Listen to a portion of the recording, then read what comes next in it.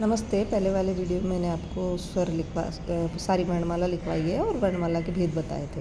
वर्णमाला को उच्चारण करना बताया था, वर्णमाला के भेदों में स्वर के भेद बताए थे। यहाँ मैं स्वर के भी और व्यंजन के, मतलब पूरी वर्णमाला में जो वर्ण है उनके भेद आपको बता रही हूँ। तो वर्णमाला में जो स्वर है उन्हें दो भेदों में बांटा है, ह्रस्व, दीर्घ।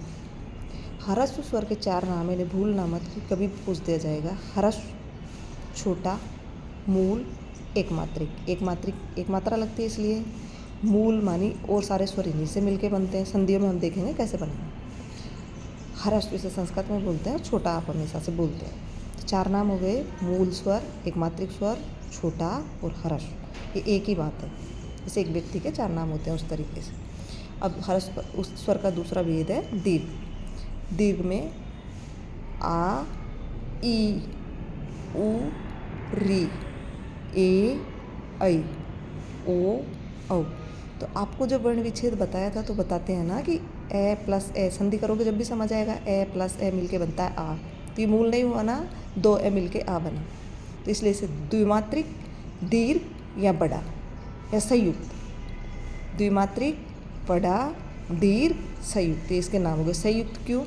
क्योंकि ए, ऐ, ओ, औ में जब आप गुणियन संधि पढ़ोगे तो पता चलेगा कि कैसे दो अलग अलग स्वरों से मिलके बनते हैं। सही, इसलिए इन्हें संयुक्त स्वर कहते हैं। तो हमें नामों में किसी भी प्रकार का कोई कन्फ्यूजन नहीं होना चाहिए, क्योंकि हर नाम का हम आपको साथ साथ अर्थ बता रहे हैं। फिर हमारी वर्णमाला में दूसरा भेद है व्यंजन। व्यंजते इति व्यंजना, अर्थात जो किसी की सहायता से बोले जाते हैं वो है व्यंजन। व्यंजन वर्ण कोई भी अपने आप उच्चारण नहीं होगा इनमें जब तक स्वर नहीं मिलेगा। तो ये हलंत जो दिख रहा है वो आपको हाप लिखो चाहे हलंत लिखो, इसी तरीके से होता है। अब पहला व्यंजन में पहला भेद है वर्गीय। वर्गीय मतलब कै वर्ग। हम जब कै वर्ग बोलेंगे तो कै वर्ग का मतलब कै वर्ग नहीं होगा, पूरे पाँचों होंगे। कै, ख, ग, घ, न। च वर्ग च, छ, ज, न। ट वर्ग ट, ठ, ड, न। त वर्ग त, थ, द, न। पै वर्ग पै, फै, बै, न। वर्गीय समझ आ गया। अब इसका दूसरा नाम है पंचम। क्यों? गिन के देखो, 1 2 3 4 5। 1 2 3 4 5, पाँचों लाइनों में 5 5 है। तो हमने हमारे मन से नहीं रखा, नाम हो गया। 5 को संस्कृत में बोलते हैं पंचम।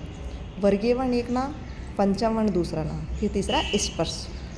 जब आगे उच्चारण स्थान बताएंगे तो आपको समझाया जाएगा कि ये कोई भी वर्ण, जब हम इन्हें, हमारे वर्णों का उच्चारण स्थान हृदय का आंतरिक प्रवेश है, हृदय से निकल के जब ये मुंह तक, बाहर तक हम इन्हें बोलते हैं तो अलग अलग जगहों को छू कर आते हैं। तो स्पर्श मानी छूना, तो ये वर्ण स्पर्श करके निकलते हैं, तो इसलिए इन्हें स्पर्श वर्ण भी कहते हैं। 3 नाम हुए, स्पर्श वर्ण, पंचम वर्ण, वर्गीय वर्ण। अब आगे है अवर्गीय व्यंजना।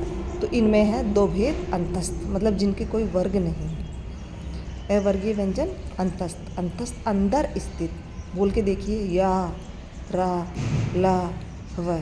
जब हम इसे उच्चारण कर रहे हैं तो हमारे अंदर से आवाज़ आ रही है, इसलिए अंतस्थ। उष्ण, उष्ण मानी सूखा या गर्मी। जब इनको आप बोलोगे तो आपके मुंह से गर्म हवा निकलेगी। स है, मुँह सूखेगा, इसलिए इन्हें उष्ण कहते हैं। फिर है अयोग वाय। जो अयोग वाय वर्ण हैं उनमें अंग और अ है। अयोग वाय जिनकी हम वर्णमाला में गिनती नहीं करते। अ माने नहीं, योग माने जोड़ना, अयोग वाय ऐसे वर्ण जिनको वर्णमाला में जोड़ा नहीं जाता, तो वो है अनुस्वार और विसर्ग। आपके कुछ और संयुक्त वर्ण बचे हैं, वो है क्ष, त्र, ग और एक है स्र, ध, द, ये। इस तरीके से आपके वर्णमाला में स्वर और व्यंजन के भेद हमने बताए।